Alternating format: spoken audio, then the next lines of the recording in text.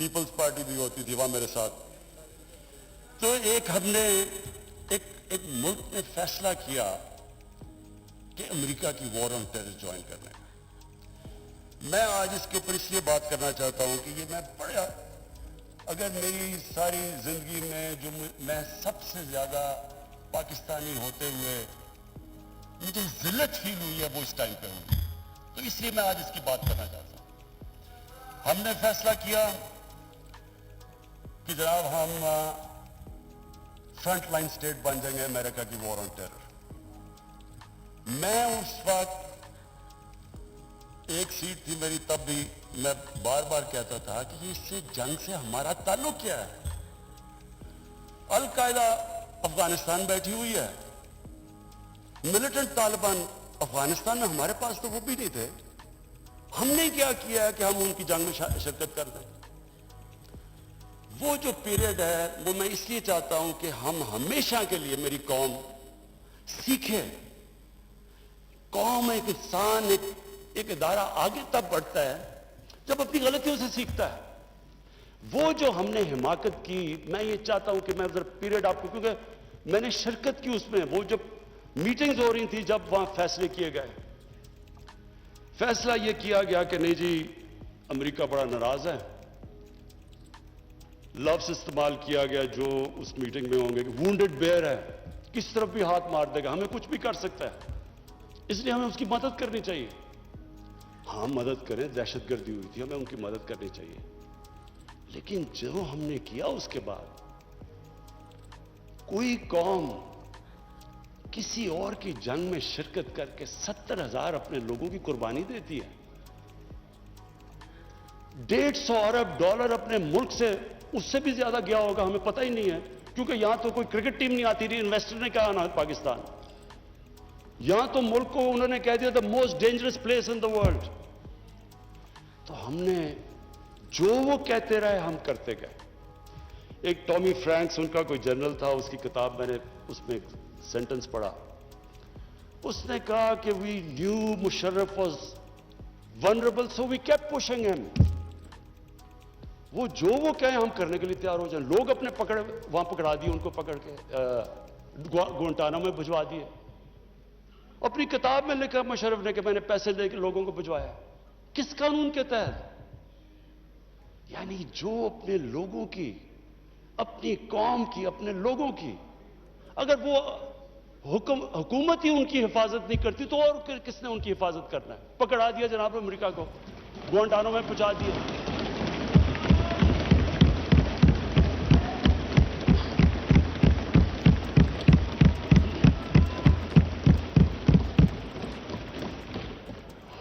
और यहां रुकी नहीं बात। कबायली इलाके में जी, वहां तोरा बोरा के बाद उनके थोड़े से अलकायदा आ गया।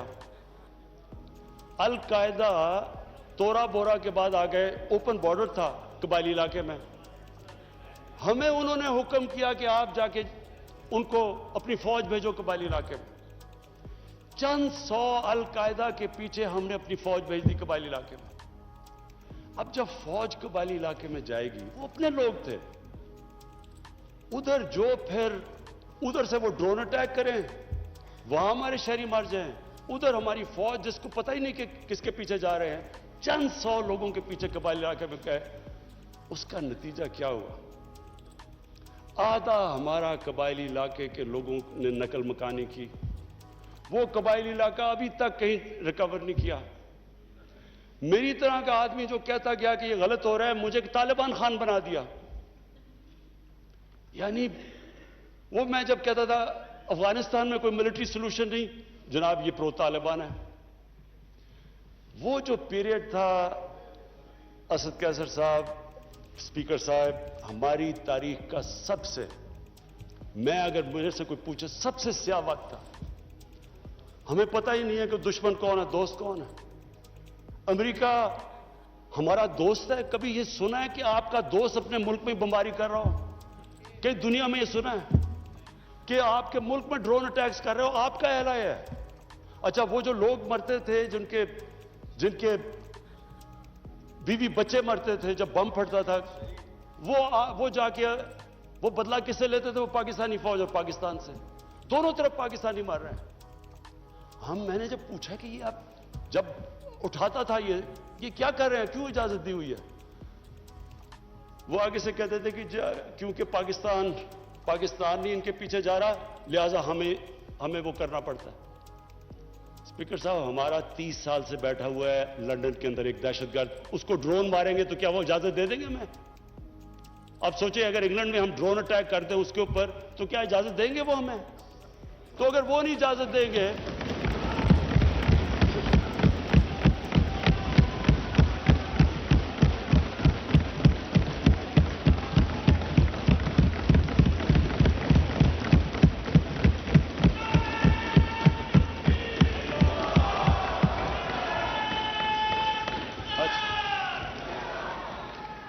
स्पीकर साहब, अगर वो इजाजत नहीं देंगे तो हमने क्यों इजाजत दी? क्या हम सब ह्यूमन हैं? हम आधे इंसान हैं? या क्या हमारी कोई वैल्यू हमारी जान की नहीं जो उतनी की? हमारे मुल्क में इजाजत दी गई, गवर्नमेंट से झूठ बोला लोगों से कि नहीं जी हम मजम्मत करते हैं ड्रोन अटैक्स की। जिल्लत देखें क्या है कि पहले उनको इजाजत दे रहे हैं और इतना हौसला नहीं है कि पब्लिक को कहे कि हमने इजाजत दी हुई है, मजम्मत कर रहे हैं जी उनकी। एक मीटिंग हुई, ओपन हियरिंग हुई सेनेट के अंदर। उस मीटिंग के अंदर सेनेटर कार्ल लेवन पूछता है एडमिरल मलन से कि आप ये क्यों पाकिस्तान में ये ड्रोन अटैक्स कर रहे हैं जब पाकिस्तानी हुकूमत मजम्मत करती है। एडमिरल मलन ओपन हियरिंग के अंदर कार्ल लेवन को कहता कि हम पाकिस्तान हुकूमत की इजाजत से कर रहे हैं। वो आगे से क्या कहता? अब ये शेम की तो ये बात है, वो आगे से कहता कि क्यों पाकिस्तानी हुकूमत सच नहीं बोलती अपने लोगों से, क्यों दोगली है? और ये ओपन, स्पीकर साहब, ये ओपन कैबिनेट सेनेट की हियरिंग पे जो पब्लिक के अंदर होती है उसमें ये हो रहा है। हमने अपने आप को जलील किया, हमें दुनिया ने नहीं जलील किया, हमने जलील किया अपने आप को। हम अगर आज उनको अमेरिका का क्या बुरा भला कहें जब आपने खुद इजाजत दी हुई थी अपने लोगों को मारने के लिए। फिर से मैं रिपीट करता हूं, मुझे कोई इंस्टेंस बता दें कि आपके मुल्क, आप उनकी मदद कर रहे हैं, आपके लोग मर रहे हैं उनके लिए और वो आप ही को बमबारी कर रहे हैं आपके मुल्क में। इसकी कोई दुनिया में मिसाल है? और ये हमने इजाजत दी। और स्पीकर साहब, फिर हम कहते हैं कि हमारी दुनिया में जी इज्जत नहीं है। जब उसामा बिन लादेन के खिलाफ ऑपरेशन किया एबटाबाद में, मैं स्पीकर साहब ओवरसीज पाकिस्तानियों को जानता हूं, जितनी जिल्लत ओवरसीज पाकिस्तानियों को, लोग कहते हैं हम छुप गए, हम दुनिया को फेस नहीं कर सकते थे कि पहले तो एक आप उनके लिए लड़ रहे हैं जी हम आपकी फ्रंटलाइन स्टेट है, और फिर जनाब जब उसको यहां मारा तो क्या हमारा एलाए हमारे ऊपर इतना इत्मीनान नहीं करता था कि हमें कह दे कि आप करें? तो क्या वो हमारे दोस्त थे या दुश्मन थे? सारी अवाम कंफ्यूज फिर रही है। और जिस तरह की स्पीकर साहब, जिस तरह की चीजें उन दिनों में हुई, हमारी जनाब सारी सेल्फ एस्टीम खत्म हो गई। मुझे याद है एक नई चीज निकलाई, एनलाइटेड मॉडरेशन। हमने जी एक कॉइन कर दिया कि हम तो बड़े मॉडरेट लोग हैं। और मॉडरेट क्या है? एनलाइटेड मॉडरेशन। अच्छा, अब एनलाइटेड मॉडरेशन की अवाम को क्या समझ आनी है? मुझे भी अभी तक नहीं समझ कि ये क्या चीज है। लोगों ने इसका समझा क्या? क्योंकि हमारी लीडरशिप इतनी मुतासिर थी, लोगों ने क्या कहा जी, सारों ने सूट पहन लिया और अंग्रेजी बोलनी शुरू कर दी। टीवी प्रोग्राम पे जाते थे, जो भी जाता था पहले बैठ के अंग्रेजी बोलता था कि मैं एनलाइटेड मॉडरेट हूं, फिर उर्दू शुरू करता था। यानी एक मुल्क की इज्जत नफ्स ही खत्म करके रख कि हमें अपने आप से शर्म आनी शुरू होगी कि जी हम पता नहीं दहशतगर्द हैं। और स्पीकर साहब, हमें यह समझ लेना चाहिए कि जब, फिर से मैं रिपीट करता हूं, जो कौम अपनी इज्जत नहीं करती, दुनिया उसकी इज्जत नहीं करती। हमें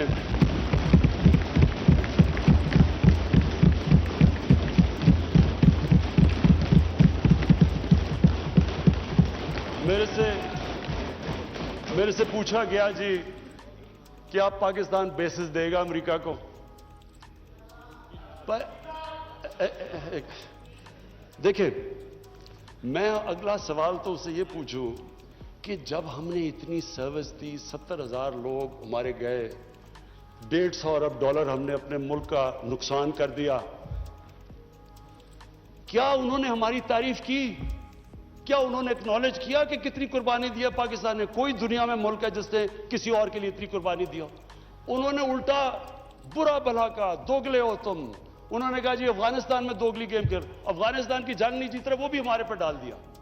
यानी बजाय कि अप्रिशिएट करना, उल्टा पाकिस्तान को बुरा भला कहा गया। तो स्पीकर साहब, इससे हमने एक सबक सीखा, कभी इस कौम ने किसी के लिए, किसी खौफ से हमने अपनी सॉवरेनिटी के ऊपर कॉम्प्रोमाइज नहीं करना।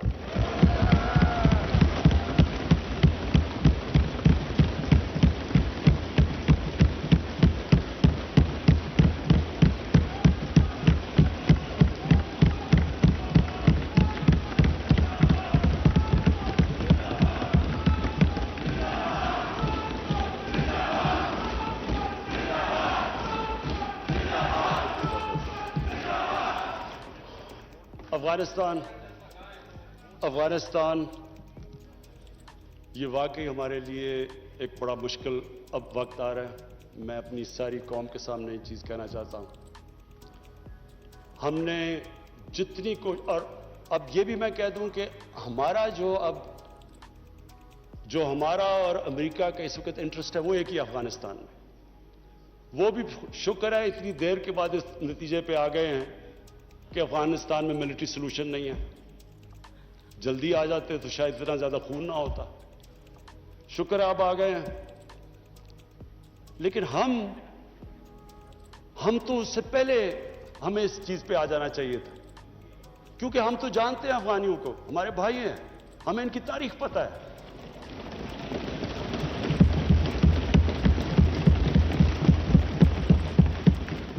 कभी अफगानिस्तान ने बाहर से इंटरफेरेंस एक्सेप्ट नहीं की, चाहे वो अंग्रेजों का देख लेते 19th सेंचुरी में, चाहे रूसियों का देख लें, सोवियट्स का, और चाहे ये जो इतनी लंबी सारी अमेरिका की तारीख में सबसे बड़ी जंग के बाद वो भी इस नतीजे पे पहुंच गए कि कोई मिलिट्री सोल्यूशन नहीं था। हमें, अगर हम प्रोएक्टिव होते, हम उस वक्त एक खुददार हुकूमत खड़ी होकर कहती कि आप बिल्कुल गलत कर रहे हैं, अगर हम करते, हम उनको बचा लेते, उधर से भी खून को बचा लेते जो हुआ है वहां अफगानियों का, और दूसरी तरफ इनको भी एक बेहतर टाइम पे ये निकल सकते थे। अब हुआ क्या है कि उन्होंने जब फैसला किया कि जी कोई मिलिट्री सोल्यूशन नहीं है, एग्जिट डेट दे दी कि हम जा रहे हैं। अब जब वो जा रहे हैं तो पाकिस्तान को कह रहे हैं कि जी किसी तरह आप उनको टेबल पे ले आओ। हमारे पास क्या लीवरेज है उनको टेबल पे ना, सिवाय कि उनके कोई खानदान यहां बसे हुए हैं?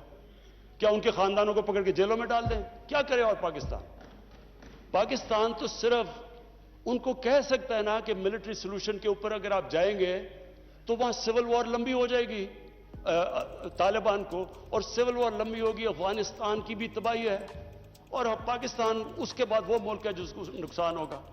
लेकिन इसके बाद जब वो डेट दे चुके हैं, इससे ज्यादा हम लीवरेज क्या करें? और मुझे बड़ा अफसोस होता है, मैं प्रेसिडेंट गनी को भी मिला हूं, मैं उनके अफगानिस्तान भी गया, उनके यहां भी लीडर्स को मिला, मैं उनको समझा के ये कह चुका हूं कि हमारा इंटरेस्ट है अफगानिस्तान में इस वक्त अमन हो। हम आगे इकोनॉमी का सोच रहे हैं, हम सेंट्रल एशिया का सोच रहे हैं, हमारी रीजनल हमारी टाइज हैं ताजिकिस्तान के साथ, उज्बेकिस्तान के साथ, रेलवे हम बन रहे हैं, हम तो आगे का सोच रहे हैं।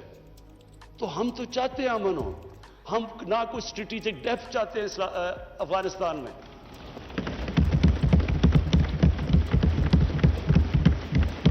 हम ना कोई फेवरेट्स चाहते हैं, ना हम कोई पार्टीज को चूज करना चाहते। जो अफगानिस्तान के लोग चाहते हैं हम उनके साथ हैं।